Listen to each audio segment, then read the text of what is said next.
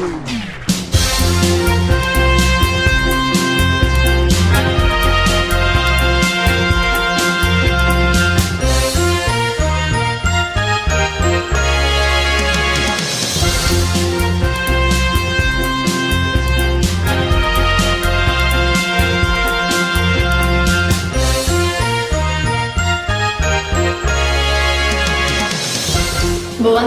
Santa Catarina é uma das 27 unidades federativas do Brasil, localizada na região sul do país.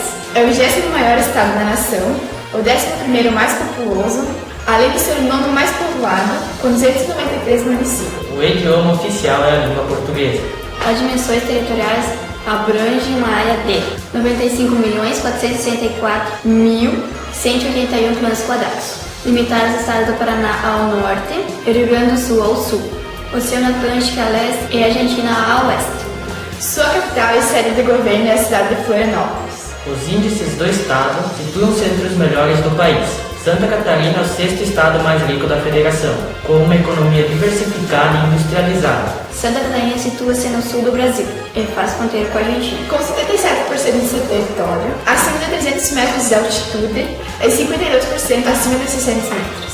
É o estado brasileiro de mais forte relevo. O clima de Santa Catarina é subtropical e úmido. As temperaturas médias variam de acordo com o local. São mais baixas na região serranas e mais elevadas no litoral, no sudeste e no oeste catarinense. As chuvas são bem distribuídas durante o ano, atingindo uma média de 1.500 milímetros anuais. Em Santa Catarina, as 4 estações são bem definidas, ao contrário que são observadas em outros estados. O clima do estado é úmido mesotérmico.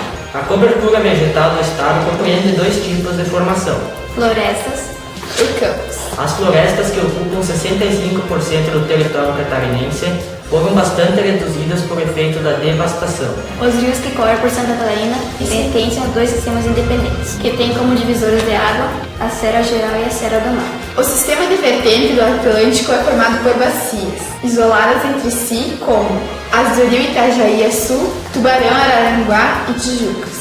O Itajaí é o principal rio dessa parte de Santa Catarina. O estado de Santa Catarina possui uma população de 5.866.487 habitantes e uma densidade populacional de 61,53 habitantes por quilômetro quadrado.